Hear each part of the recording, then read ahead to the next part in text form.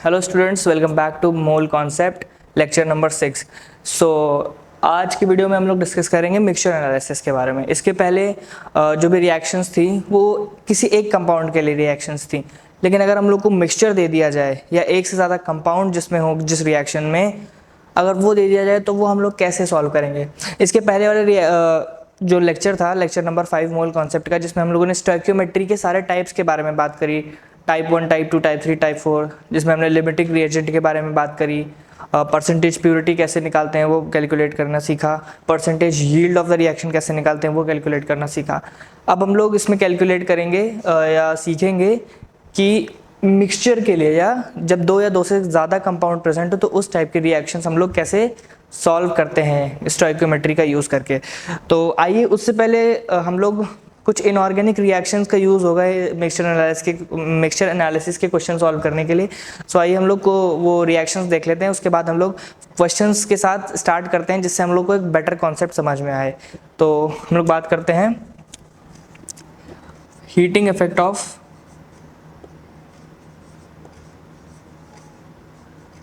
Effect on carbonates. Carbonates मतलब CO3 2-। तो अगर हम लोग कार्बोनेट्स की बात करें तो उसमें हम लोग बात करते हैं सबसे पहले अल्कली मेटल्स के बारे में। फर्स्ट किसकी बात करेंगे हम लोग? अल्कली मेटल्स की।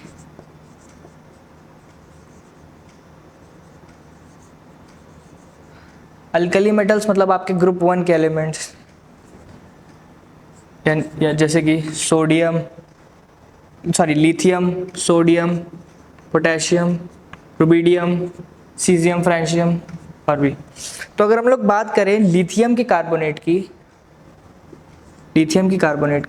Li2CO3,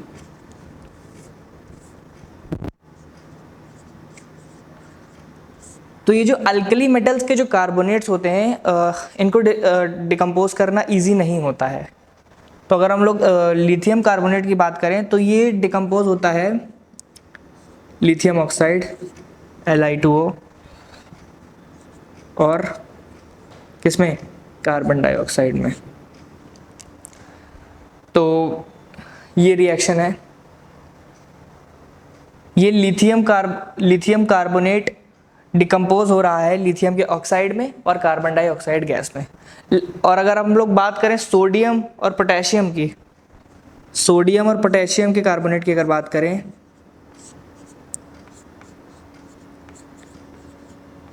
तो ये डिकम्पोज नहीं करते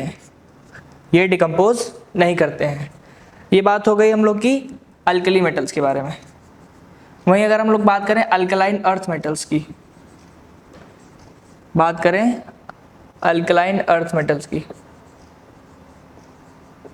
अल्कलाइन अर्थ मेटल मतलब बेरिलियम, मैग्नीशियम, कैल्शियम, स्ट्रोंशियम और फर्दर।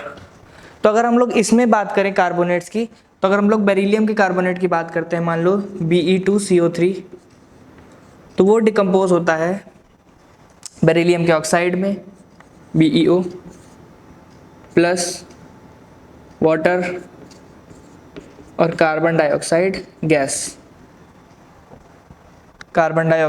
निकल जाती है। सॉरी, इसमें वाटर नहीं होता है, बेरिलियम का ऑक्साइड और कार्बन डाइऑक्साइड। तो carbon dioxide as a gas release हो जाता है। तो जो बाकी बचता है उसको हम लोग क्या कहते हैं? रेसिड्यू। क्या होता है? रेसिड्यू इज अ सॉलिड मास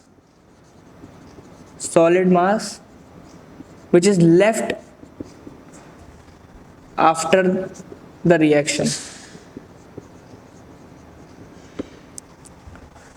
अगर सिमिलरली हम लोग बात करें मैग्नीशियम के कार्बोनेट की Mg2CO3, तो वो भी MgO और कार्बन डाइऑक्साइड गैस रिलीज हो जाती है। सिमिलरली कैल्शियम की बात करें अगर हम लोग CaCO3 की, तो वो हो जाता है CaO और CO2 गैस रिलीज हो जाती है। तो ये बात हो गई अल्कलाइन अर्थ मेटल्स की और ये अल्कली मेटल्स की। सो इसको नोट करिए। उसके बाद हम लोग डिस्कस करते हैं कि हीटिंग का इफेक्ट क्या होता है बाइकार्बोनेट्स के बारे में। तो इसको नोट करिए।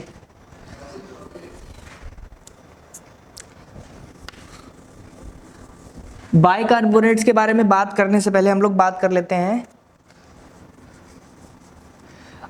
अमोनिया के कार्बोनेट की, NH4 होल ट्वाइस CO3। अगर हम लोग इसकी बात करें तो ये रूम टेम्परेचर पे भी डिकम्पोज हो जाता है। अमोनियम कार्बोनेट किस पे, रूम टेम्परेचर पे भी डिकम्पोज हो जाता है। तो ये बनता है ammonia plus water plus carbon dioxide. अब ये रिएक्शन बैलेंस्ड नहीं है, तो इसको हम लोग बैलेंस करते हैं। तो बैलेंस करने के बाद यहाँ पे हम लोग को 2 अमोनिया मिल जाएंगे, यहाँ पे हम लोग को 2 अमोनिया मिल जाएंगे, और कार्बन डाइऑक्साइड और वाटर एक एक मोल रहेगा। सो ये हम लोग की बात हो गई अमोनियम कार्बोनेट की। तो इसमें याद रखना ये बहुत इजीली डिकम्पोज हो जाता है, इजीली रूम टेम्परेचर पे भी डिकम्पोज हो जाता है। अब हम लोग बात करते हैं हीटिंग इफेक्ट ऑन बाइकार्बोनेट्स। किस पे, बाइकार्बोनेट्स पे हीटिंग का क्या इफेक्ट होता है। ओके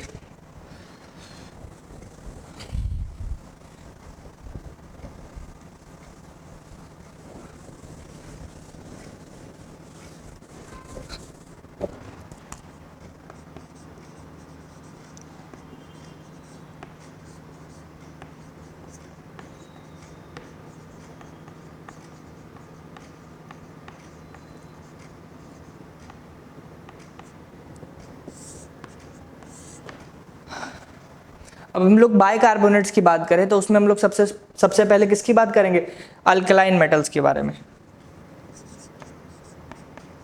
या फिर अल्कलाइन अर्थ मेटल्स के बारे में बात करते हैं पहले।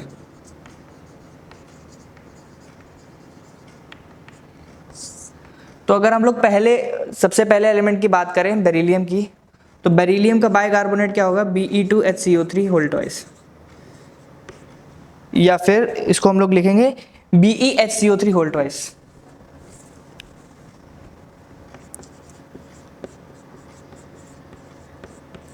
ये हो गया बेरिलियम का कार्बोनेट। दूसरा हम लोग लिख लेते हैं मैग्नीशियम का कार्बोनेट MgHCO3 होल ट्वाइस। और तीसरा हम लोग लिख लेते हैं कैल्शियम का bicarbonate, calcium bicarbonate CaHCO3 whole twice. अब ये तीनों डिकम्पोज किस में होंगे वो देख लेते हैं। तो अगर हम लोग पहली बात करें बेरिलियम के बाइकार्बोनेट की, तो वो डिकम्पोज होगा बेरिलियम के ऑक्साइड में प्लस वाटर मॉलिक्यूल में और 2 कार्बन डाइऑक्साइड के मॉलिक्यूल्स में। वहीं अगर हम लोग मैग्नीशियम की बात करें तो ये डिकम्पोज होगा MgO, वाटर और कार्बन डाइऑक्साइड गैस। वहीं अगर कैल्शियम की बात करें तो ये भी CaO plus water plus carbon dioxide की गैस, और कार्बन डाइऑक्साइड गैस रिलीज हो जाएगी। सो ये बात हो गई हम लोग की हीटिंग इफेक्ट ऑफ बाइकार्बोनेट्स। किसके बारे में बात हुई, अल्कलाइन अर्थ मेटल्स में। अगर हम लोग अल्कलाइन अर्थ मेटल के बाइकार्बोनेट्स को हीट करते हैं तो ये हम लोग को रिजल्ट मिलता है। अब इसके बाद हम लोग बात कर लेते हैं किसके बारे में, अल्कली मेटल्स के बारे में, या फिर ग्रुप 1 के एलिमेंट्स के बारे में, अल्कली मेटल्स के। इसमें हम लोग सबसे पहले किसके बाइकार्बोनेट के बारे में बात करेंगे, लिथियम के बाइकार्बोनेट की, LiHCO3। तो अगर हम लोग बात करें तो ये डिकम्पोज होता है लिथियम के कार्बोनेट में Li2CO3, और क्या बनता है Li2CO3 plus H2O plus CO2। और जो लिथियम का कार्बोनेट है वो फर्दर डिकम्पोज होगा Li2O प्लस CO2। तो इसको हम लोग डायरेक्टली लिख सकते हैं 2LiHCO3 gives Li2O plus H2O plus 2CO2। ठीक। अब अगर हम लोग नेक्स्ट बात करें सोडियम के बाइकार्बोनेट की NaHCO3, तो वो डिकम्पोज होगा सोडियम के ऑक्साइड में, किसमें, सोडियम के ऑक्साइड में Na2O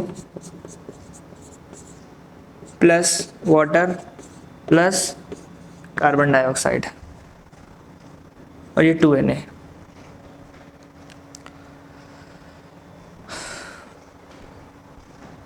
CO2 ऑल्सो। ये बैलेंस्ड इक्वेशन है। सिमिलरली अगर हम लोग और बात करें, जो सोडियम का बाइकार्बोनेट है, सोडियम का जो बाइकार्बोनेट है वो डिकम्पोज होता है सोडियम के कार्बोनेट में। किसमें? सोडियम के कार्बोनेट में, Na2CO3, सॉरी, इसके बाद H2O। बाकी जैसे हम लोगों ने बात करी थी कि सोडियम का जो कार्बोनेट है वो फर्दर डिकम्पोज नहीं होता है, तो सोडियम का जो कार्बोनेट है इससे ज़्यादा डिकम्पोज नहीं होगा। अब अगर हम लोग बात करें किसके? पोटेशियम के बाइकार्बोनेट के बारे में। किसके बात करें? मान लीजिए हम लोग बात करते हैं पोटेशियम के बाइकार्बोनेट के बारे में।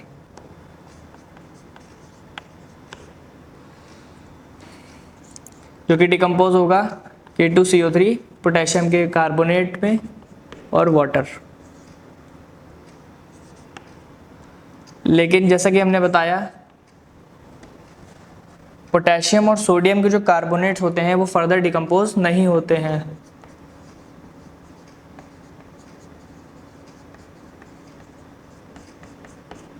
नहीं होते हैं, सो इसको नोट करिए। उसके बाद हम लोग फर्दर नाइट्रेट्स के ऊपर डिस्कस करते हैं कि नाइट्रेट्स में क्या कैसी फॉलोइंग रिएक्शंस होती। चलिए, सो ओके स्टूडेंट्स, अब अगर हम लोग बात करें नाइट्रेट्स के बारे में, तो जो नाइट्रेट्स होते हैं वो जनरली हीट करने पर क्या देते हैं? ऑक्साइड्स और NO2 गैस देते हैं और साथ में ऑक्सीजन गैस देते हैं। NO2 gas reddish brown colour की एक गैस होती है। सो जब भी हम लोग किसी भी एलिमेंट के नाइट्राइट को हीट करेंगे, जैसे हम लोग एग्जांपल ले लेते हैं, अगर हम लोगों ने कैल्शियम के नाइट्रेट को हीट किया तो वो कैल्शियम अपना ऑक्साइड देगा, कैल्शियम ऑक्साइड, और साथ में वो एक NO2 गैस देगा और साथ में ऑक्सीजन गैस रिलीज होगी। NO2 गैस को हम लोग, NO2 गैस की प्रेजेंस हम लोग पता करते हैं रेडिश ब्राउन कलर के, उसके NO2 गैस का कलर क्या होता है? Reddish brown.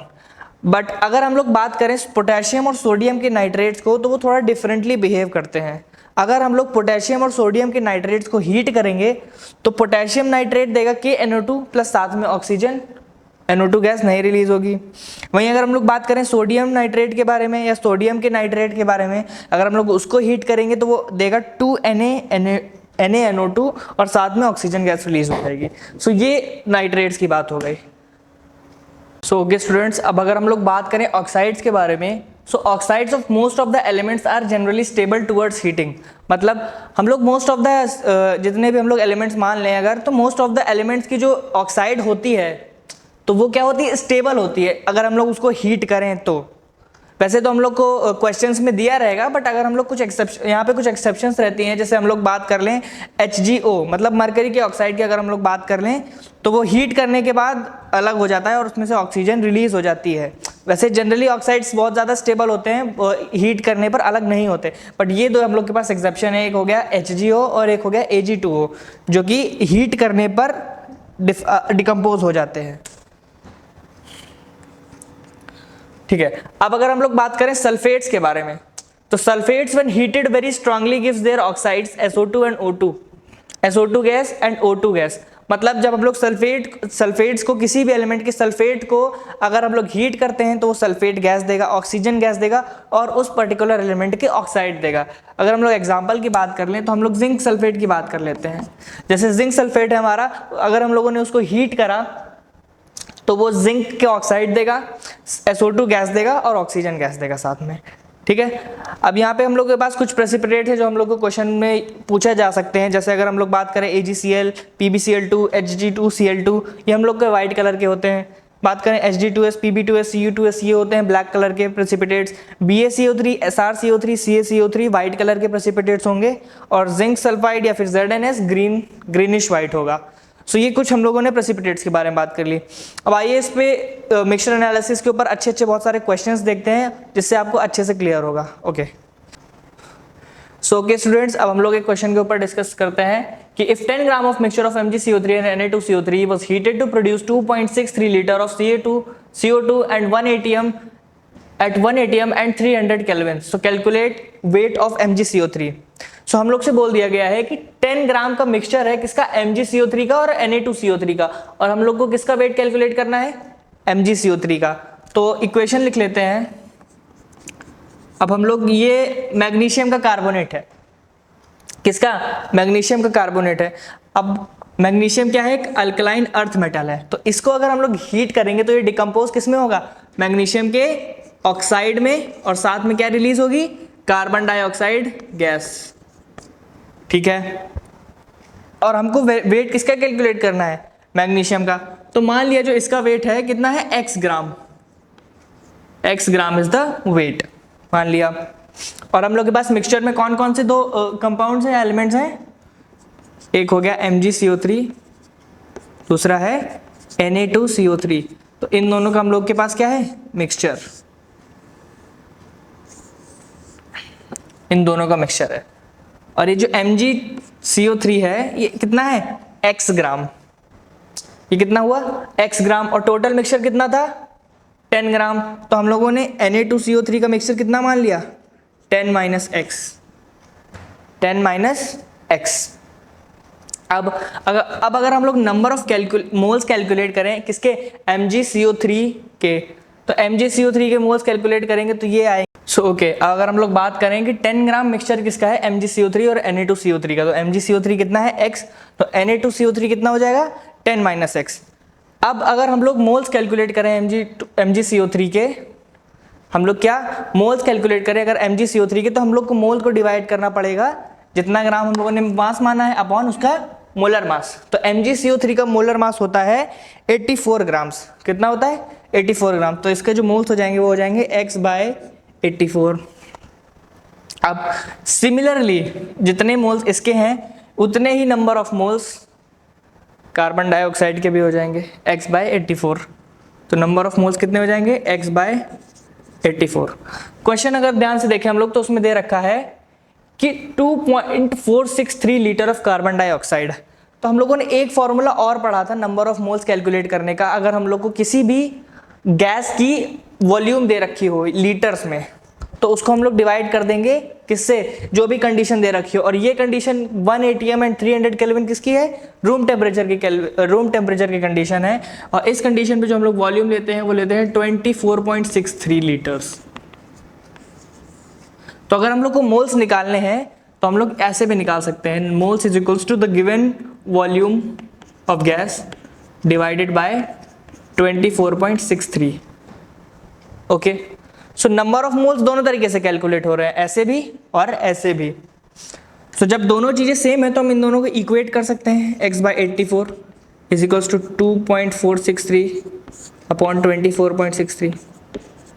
ठीक, अब इससे हम लोग x की वैल्यू इजीली कैलकुलेट कर लेंगे। तो ये जो वैल्यू आएगी ये आएगी 84 इंटू, ये वैल्यू जो आएगी कितनी आएगी? 0.01, या फिर 10⁻², नीचे 10⁻³ तो ये आ जाएगी 0.1। हाँ, सो 84 इंटू 0.1, तो x की वैल्यू कितनी आ जाएगी? 8.4 ग्राम्स। सो जो हम लोग को MgCO3 का मास मिल गया वो कितना मिल गया? 8.4 ग्राम्स। सो जो calculate the weight of MgCO3 बोला था उसका आंसर हो गया 8.4 ग्राम्स। अब हम लोग से बोला है कि calculate the weight of residue. किसका? रेसिड्यू का वेट हम लोग को कैलकुलेट करना है। हम लोगों ने बात करी थी रेसिड्यू क्या होता है? जो अमाउंट हम लोग का बच जाता है, solid mass left when the reaction is completed. तो लेफ्ट कब होगा? जब ये कार्बन डाइऑक्साइड गैस उड़ जाएगी और दोनों के ऑक्साइड्स हम लोग के पास बचेंगे। तो इसको कैलकुलेट करने के दो तरीके हैं, या तो हम दोनों के ऑक्साइड्स का मास निकाल लें, या फिर हम लोग टोटल मास जो हम लोग को दे रखा है मिक्सचर का 10 ग्राम, उसमें से जो भी मास हम लोग का कार्बन डाइऑक्साइड का है, जो भी गैस निकल गई है उससे माइनस कर दें तो भी हम लोग को मास किसका मिल जाएगा? रेसिड्यू का। सो हम लोग मास निकाल लेते हैं कार्बन डाइऑक्साइड का, क्योंकि हमको नंबर ऑफ मोल्स पता है। So weight of CO2 will be equal to moles into its molar mass. तो ये हो जाएगा 0.1 इंटू 444, तो ये हो जाएगा 4.4 ग्राम। ये कौन सा मास है? जो मास एस्केप हो गया, जो मास हट गया, जो कार्बन डाइऑक्साइड का मास है। तो ये मास हमको पता चल गया, टोटल मास 10 है, तो मास रेसिड्यू का कितना आ जाएगा? 10 - 4.4 या फिर 5.6 ग्राम्स। 5.6 ग्राम कितना आया, किसका वेट आया, रेसिड्यू का वेट आया।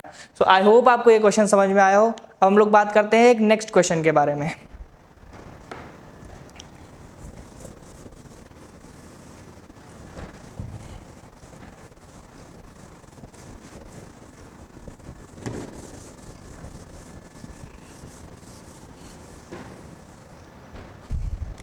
सो आइए देख लेते हैं नेक्स्ट क्वेश्चन क्या है।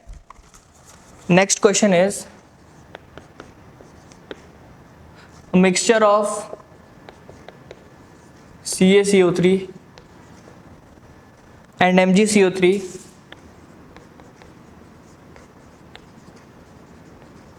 was heated to produce exactly half weight of original mixture. To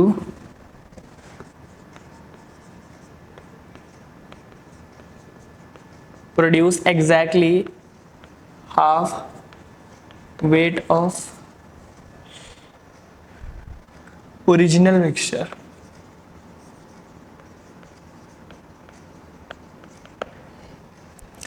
In the form of metal oxide.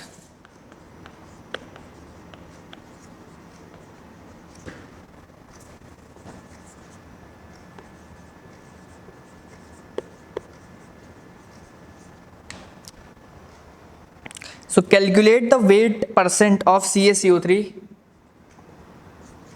Calculate weight percentage of CaCO3 in the original sample.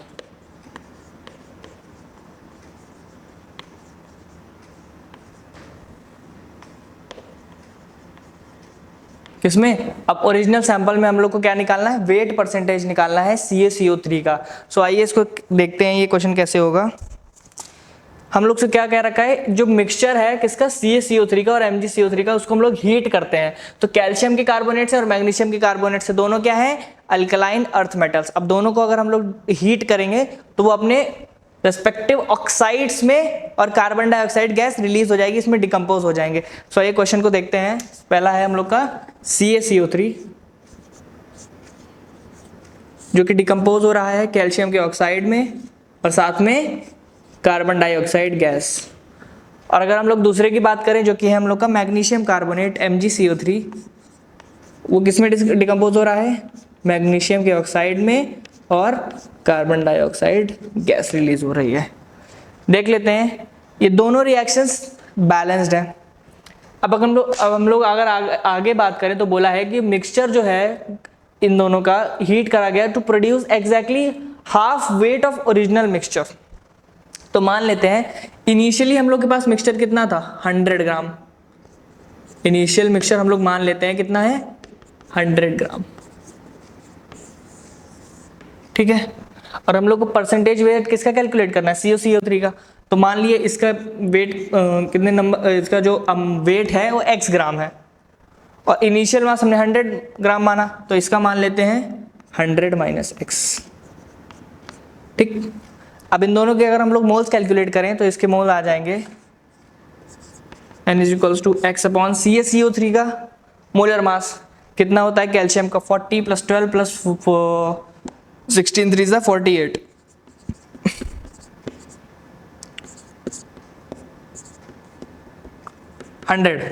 CaCO3 का कितना आ जाएगा, 100। अगर हम लोग MgCO3 का बात करें तो वो होता है 84। तो इसके जो नंबर ऑफ मोल्स आएंगे वो आएंगे 100 - x/84, ठीक है। तो ये दोनों के हम लोग को मोल्स पता चल गए। अब जितने मोल्स ये वाले हैं, जितने मोल्स CaCO3 और MgCO3 के, उतने ही रेस्पेक्ट सेम मोल्स किसके होंगे, उनके ऑक्साइड्स के। सेम मोल्स किसके भी होंगे, ऑक्साइड के। तो अगर हम लोग CaO के ऑक्साइड के मोल्स चेक करें तो वो भी होंगे x/100, और MgO की बात करें तो वो भी कितने होंगे, 100 - x/84। क्या बोला है, it produce exactly half weight of the original mixture. इन दोनों के मिक्सचर को जब हम लोग हीट करते हैं तो हाफ वेट ओरिजिनल मिक्सचर का बचता है। अच्छा, अब हीट करने के बाद कार्बन डाइऑक्साइड तो पूरी एस्केप हो गई, तो बचा क्या, दोनों के ऑक्साइड्स बचे। तो जो हाफ वेट बच रहा है वो वेट ऑफ ऑक्साइड्स के इक्वल होगा। सो हम लोग देख लेते हैं इनका वेट कितना आएगा। ये नंबर ऑफ मोल्स है, ये क्या है, नंबर ऑफ मोल्स, और बोला कितना गया है, हाफ, एग्जैक्टली हाफ वेट, मतलब इनिशियल मास अगर हम लोगों ने 50 ग्राम ले लिया तो उसका 100 ग्राम ले लिया तो उसका हाफ वेट कितना आ जाएगा, 50।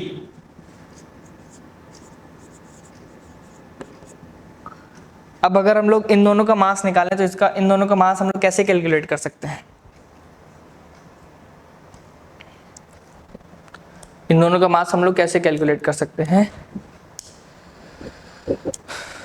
इन दोनों का मास कैलकुलेट करने के लिए हम लोग पहले इन दोनों की मोल्स को ऐड कर देते हैं, x/100 प्लस 100 माइनस x/84। ठीक, हम लोगों ने इसको इक्वेट कर दिया 50 ग्राम से। अब अगर हम लोग आगे देखें,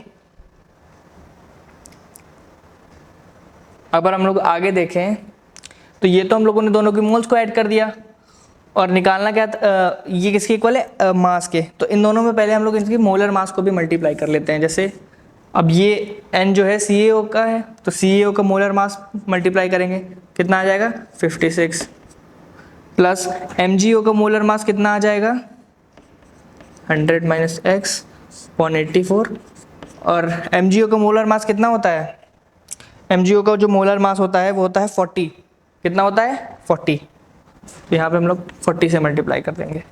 अब अगर इसको हम सॉल्व करें,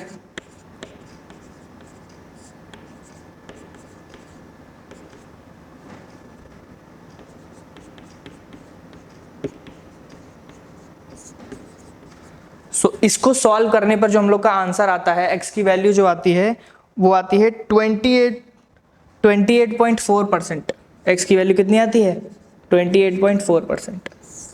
सो आई होप आपको ये क्वेश्चन समझ में आया हो। उसके बाद हम लोग डिस्कस करते हैं एक नेक्स्ट क्वेश्चन के बारे में। सो ओके स्टूडेंट्स, एक और क्वेश्चन सॉल्व करते हैं। क्वेश्चन हम लोग से बोल रहा है 2 gram sample containing Na2CO3 and NaHCO3 जो कि लूज कर रहा है 0.248 gram of mass when heated at 300 degree Celsius. तो calculate the percentage of Na2CO3 in the original mixture. तो हम लोग क्या कह रहा है कि Na2CO3 और NaHCO3 का एक सैंपल है 2 ग्राम का, जो कि लूज कर देता है इतने ग्राम मास जब हम लोग उसको हीट करते हैं। तो पहले हम लोग इसकी इक्वेशन लिख लेते हैं। बात करें अगर हम लोग NaHCO3 मतलब सोडियम बाइकार्बोनेट, तो सोडियम बाइकार्बोनेट को अगर हम लोग हीट करेंगे तो वो क्या देता है, सोडियम का कार्बोनेट देता है Na2CO3, और साथ में क्या मिलते हैं हम लोगों को, साथ में हम लोग को मिलती है H2O और कार्बन डाइऑक्साइड गैस। ठीक, अगर हम लोग इसको बैलेंस करें तो ये हो जाएगा 2Na 2H 2 कार्बन, एक कार्बन ये और 6 ऑक्सीजन, 3 ऑक्सीजन इधर है और इसको 2 से मल्टीप्लाई करेंगे। Now this equation is balanced. Okay, now this equation is balanced, इधर भी 6 ऑक्सीजन उधर भी 6 ऑक्सीजन। ठीक, अब जैसा कि हम लोगों ने बताया था कि जो सोडियम का कार्बोनेट होता है वो, और सोडियम का बाइकार्बोनेट जो है वो 2 ग्राम का सैंपल है। तो हम लोग को क्या कैलकुलेट करना है, उसका Na2CO3 का original mixture, percentage of the original mixture of Na2CO3। तो मान लिया हम लोगों ने ये कितना अमाउंट में प्रेजेंट है, x ग्राम। अगर ये x है तो सोडियम का बाइकार्बोनेट क्या हो जाएगा, 2 माइनस x ग्राम। ठीक, अब अगर हम लोग इसकी मोल्स की बात करें तो इसके मोल्स कितने आ जाएंगे, number of 2 minus x upon इसका मोलर मास। तो सोडियम बाइकार्बोनेट का मोलर मास कितना आ जाएगा, 23 प्लस 1 प्लस 12 प्लस 16 48। तो ये आएगा 10 14 5 84, 2x/84 कितना आ जाएगा, 2x/84 इसके नंबर ऑफ मोल्स आ जाएंगे। अब हम लोगों को जो मास एस्केप कर गया है वो दिया है, तो अगर हम लोग सोडियम का क्या निकालें, नंबर ऑफ मोल्स, या फिर वाटर के नंबर ऑफ मोल्स निकालें तो कैसे आएंगे, लोग स्टोइकियोमेट्री वाला कॉन्सेप्ट लगाएंगे, टाइप 1 वाला, तो ये हो जाएगा 1/2 into 2 minus x by 84। Same इसका भी हो जाएगा 2/2 यानी 1/2 माइनस एक्स अपॉन 84।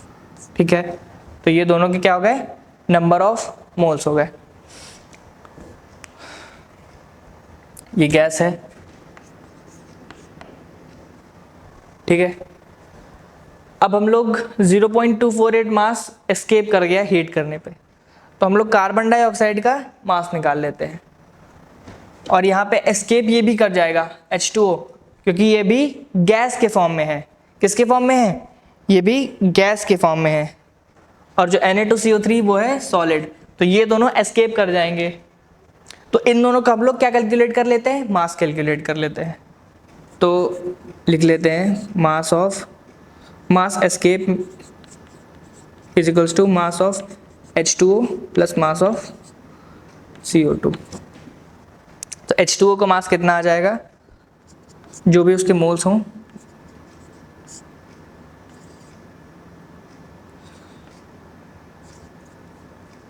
इनटू उसका मोलर मास कितना है 18, प्लस कार्बन डाइऑक्साइड के मोल्स कितने हैं 2 माइनस एक्स अपॉन 84, इंटू उसका मोलर मास कितना है, CO2 का मोलर मास कितना आएगा 12 प्लस 16 28, कितना आ जाएगा 28 ग्राम्स। तो अब हम लोग यहाँ से एस्केप मोलर मास कैलकुलेट कर लेंगे। एस्केप मोलर मास CO2 का जो मोलर मास होता है वो 44 होगा, सॉरी। तो अब इससे हम लोग इसका एस्केप मोलर मास एक्स की वैल्यू कैलकुलेट कर लेंगे। एस्केप्ड मास तो हम लोग को पता ही है 0.248 है, यहाँ से हम लोग को x की वैल्यू मिल जाएगी। तो यहाँ से x की वैल्यू जो आएगी सॉल्व करने पे, मैंने सॉल्व करी है, x की वैल्यू जो आ रही है वो सॉल्व करने पे आ रही है 1328 ग्राम। कितनी आ रही है 1328 ग्राम। तो ये x की वैल्यू आ गई, ठीक है। हम लोग से बोला गया था calculate the percentage of Na2CO3 in original mixture, किसमें, ओरिजिनल मिक्सचर में। तो 1328 ग्राम इसकी आ गई, हम लोग को इसकी वैल्यू पता चल गई कितनी है 1328 ग्राम। ओरिजिनल मिक्सचर में इसको परसेंटेज निकालना है, तो ओरिजिनल मिक्सचर कितना था 2 ग्राम, तो 1328 अपॉन 2 इंटू 100। तो ये जो भी वैल्यू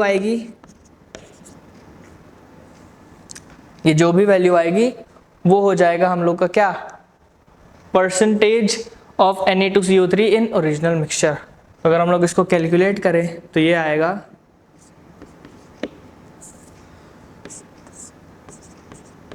66.4%। सो आई होप आपको ये क्वेश्चन समझ में आया हो। अब हम लोग नेक्स्ट क्वेश्चन के बारे में बात करते हैं। क्वेश्चन हम लोग से कहता है a mixture of C2H2 and C3H8 occupy a certain fixed volume at 80 mm of Hg. The mixture was completely burnt to CO2 and H2O। मतलब इन दोनों का क्या हो रहा है, कंबशन हो रहा है। The pressure of CO2 was found to be 238 mm of Hg at same pressure and same volume. Calculate fraction of C2H2 in the mixture, यानी मोल फ्रैक्शन उसका हम लोग को कैलकुलेट करना है, ठीक। सबसे पहले हम लोग देख लेते हैं इक्वेशंस। C2H2 और C3H8 का कंबशन हो रहा है, ठीक है। तो इक्वेशन लिख लेते हैं, C2H2 plus O2 gives CO2 plus H2O, ठीक है। सो number of carbons 2, sorry number of carbon इधर कितने 2 करना है, तो नंबर ऑफ ऑक्सीजन 4 हो गए, नंबर ऑफ ऑक्सीजन इधर 2 है, तो नंबर ऑफ ऑक्सीजन 4 और 5 ऑक्सीजन इधर है, तो ये हो जाए, इसको हम लोग 5/2 लिख सकते हैं। फिर पूरे में 2 से मल्टीप्लाई कर देंगे और ये रिएक्शन क्या हो जाएगी, बैलेंस हो जाएगी, ठीक। दूसरी रिएक्शन के बारे में बात कर लेते हैं हम लोग C3H8। अगर इसका हम लोग कंबशन करें तो ये फॉर्म करेगी CO2 और कार्बन डाइऑक्साइड। ये कितने हो जाएंगे, 8 हाइड्रोजन हम लोग के पास, तो इधर 4 से मल्टीप्लाई करेंगे, 4 ऑक्सीजन, 4 + 2 6 ऑक्सीजन, तो यहाँ पे 3 का मल्टीप्लाई करेंगे। सिमिलरली हम लोग के पास 3 कार्बन्स भी हैं, तो 3 × 2 = 6 ऑक्सीजन और 4 ऑक्सीजन इधर, तो टोटल नंबर ऑफ ऑक्सीजन कितने हो गए, 6 + 4 10 ऑक्सीजन। तो ये कितना हो जाएगा, 5। नंबर ऑफ ऑक्सीजन कितने हो जाएंगे, 10। सो ये दो हम लोग की इक्वेशंस आ गई, हम लोगों ने इसको अच्छे से बैलेंस कर लिया है। अब हम लोग इसमें देखते हैं कि क्या दे रखा है, मिक्सचर दे रखा है हम लोगों को C2H2 और C3H8 का, ठीक, which is the mixture of C2H2 and C3H8 occupy a fixed volume of 80 mm of Hg। तो प्रेशर हम लोग को कितना दे रखा है, 80 mm दे रखा है। तो मान लीजिए कि C2H2 जो है उसका प्रेशर है P1, सो C3H8 का प्रेशर कितना हो जाएगा, 80 - P1, ठीक है। और आइडियल गैस इक्वेशन के अकॉर्डिंग PV = nRT, जो नंबर ऑफ मोल्स हैं वो प्रेशर के कितने हैं, डायरेक्टली प्रोपोर्शनल। वॉल्यूम कांस्टेंट है, टेम्परेचर कांस्टेंट है, और क्या अब यूनिवर्सल गैस कांस्टेंट ही है, ठीक है। अच्छा, क्वेश्चन में एक गलती है कि सेम प्रेशर नहीं होगा, सेम टेम्परेचर एंड वॉल्यूम होगा।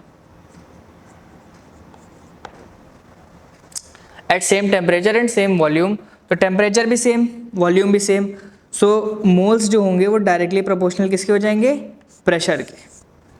किसके प्रोपोर्शनल हो जाएंगे, डायरेक्टली प्रेशर के। तो हम लोग ये क्वेश्चन को प्रेशर मोल्स के रेस्पेक्ट में ना सॉल्व करके हम लोग इसको सॉल्व करेंगे प्रेशर के रेस्पेक्ट में। किसके रेस्पेक्ट में, प्रेशर के रेस्पेक्ट में।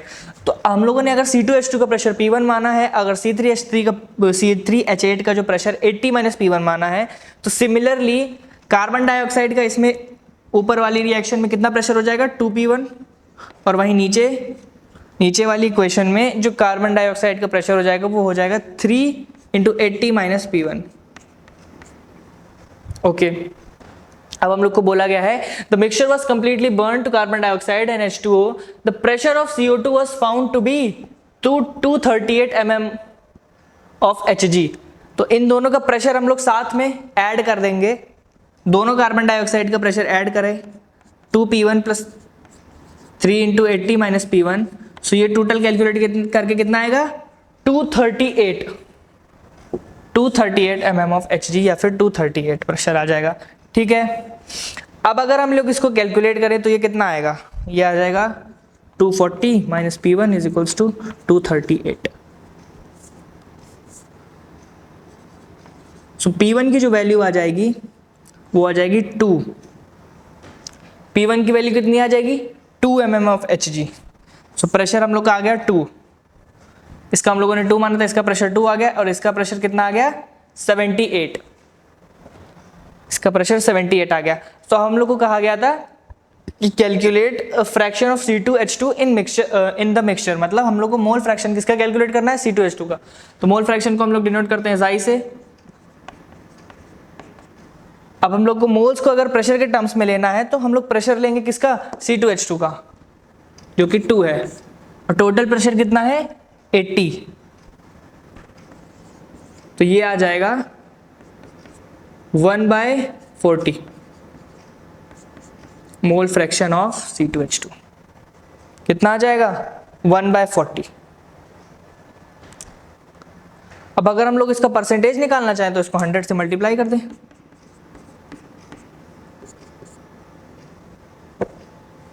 ठीक है, ये भी कर सकते हैं हम लोग।